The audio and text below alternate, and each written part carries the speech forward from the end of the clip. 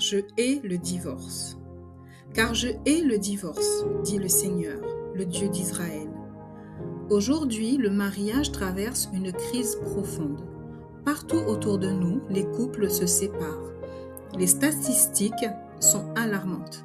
La moitié des premiers mariages se terminent par un divorce et les seconds mariages échouent encore davantage.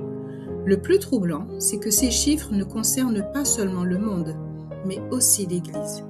Le divorce est devenu une option acceptable, une solution rapide à la souffrance, une porte de sortie lorsque la situation devient difficile.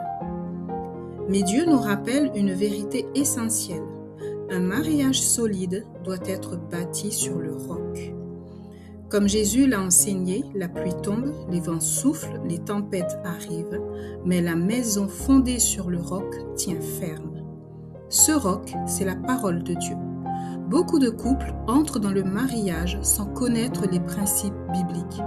Puis, lorsque les difficultés arrivent, ils cherchent à s'échapper au lieu d'apprendre à reconstruire. La Bible nous avertit, « Mon peuple périt faute de connaissance ». Lorsque la souffrance devient trop forte, nous commençons parfois à croire que le divorce est la solution. Nous allons même jusqu'à penser que Dieu le veut pour nous, parce qu'il ne voudrait pas que nous souffrions.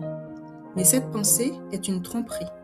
La Bible explique que la tentation commence par une pensée.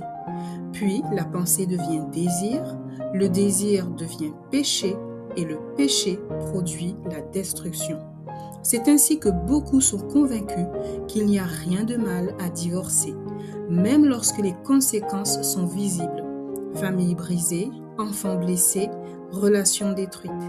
Dieu nous appelle à une autre attitude. Il nous demande d'obéir à sa parole plutôt qu'aux opinions humaines, car chacun peut avoir son avis, mais seule la vérité de Dieu peut sauver. Nous ne devons pas suivre la majorité, nous devons suivre Dieu, car l'Évangile n'est pas une opinion, c'est la puissance de Dieu pour le salut. Pour sauver les mariages, nous devons nous appuyer sur la vérité, même lorsque cela semble difficile, même lorsque la culture actuelle dit le contraire. La Bible nous invite aussi à agir avec douceur. Nous ne sommes pas appelés à débattre, mais à vivre la vérité. Le Saint-Esprit convainc les cœurs et Dieu transforme les vies. Jésus nous enseigne également une chose importante. On reconnaît l'arbre à ses fruits. À quels fruits voyons-nous aujourd'hui? Des familles divisées, des enfants blessés, des engagements brisés. Ces fruits révèlent les conséquences du compromis avec la parole de Dieu. Pourquoi est-il si important de comprendre la vision de Dieu sur le mariage? Parce que la famille est le fondement de la société. Lorsque les familles se brisent, les nations vacillent. Dieu nous permet cependant une solution. Si son peuple s'humilie, prie, cherche sa face et se détourne de ses mauvaises voies, alors il guérira le pays. Mais pour cela, nous devons revenir à la vérité. La Bible nous avertit qu'un temps viendra où les hommes ne supporteront plus la saine doctrine. Ils chercheront des enseignements agréables plutôt que la vérité. Aujourd'hui, beaucoup cherchent des solutions humaines aux problèmes conjugaux. Mais Dieu nous appelle à marcher selon l'esprit, car marcher selon la chair conduit à la destruction, et marcher selon l'esprit conduit à la vie. La Bible affirme clairement que le mariage est pour la vie. Deux deviennent une seule chair, et ce que Dieu a uni, l'homme ne doit pas le séparer. Dieu déclare aussi sans ambiguïté, il est le divorce. Il ne change pas. Il est le même hier, aujourd'hui et éternellement. Jésus enseigne également que le remariage après un divorce constitue un adultère. Ces paroles peuvent sembler dures, mais elles révèlent la valeur sacrée du mariage. Certaines personnes évoquent l'exception liée à l'infidélité. Cependant, l'étude approfondie des Écritures montre que cette exception concernait l'immoralité avant le mariage et non l'adultère après le mariage. Cela confirme que le plan initial de Dieu reste inchangé. Le mariage est une alliance à vie. Nous devons aussi être prudents lorsque nous affirmons « Dieu m'a dit de divorcer ». Dieu ne contredit jamais sa parole. Il est également important de comprendre que nos décisions influencent les autres. Nos paroles peuvent encourager quelqu'un à abandonner son mariage ou à persévérer. La Bible nous rappelle aussi que Satan peut se déguiser en ange de lumière. Toutes les idées séduisantes ne viennent pas de Dieu.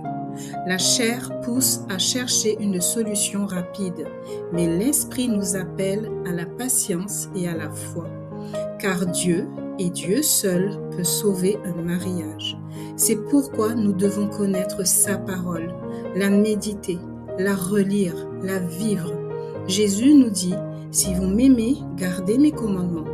Aimer Dieu signifie lui obéir.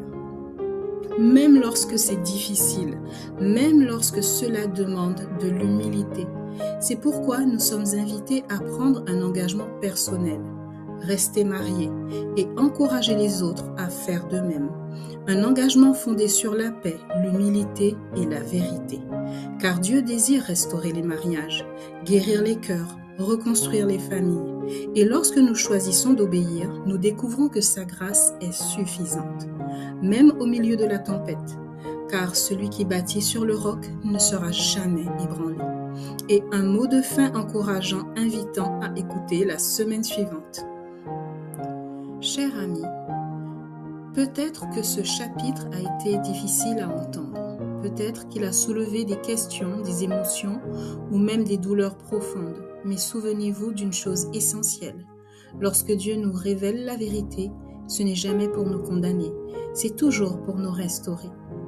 Dieu ne parle pas du mariage avec dureté, mais avec amour, parce qu'il connaît la valeur de votre engagement, parce qu'il voit au-delà de vos circonstances actuelles, et surtout parce qu'il est capable de faire ce qui semble impossible.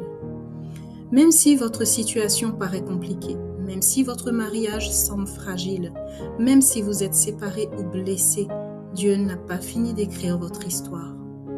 Cette semaine, prenez le temps de réfléchir à ce que vous avez appris.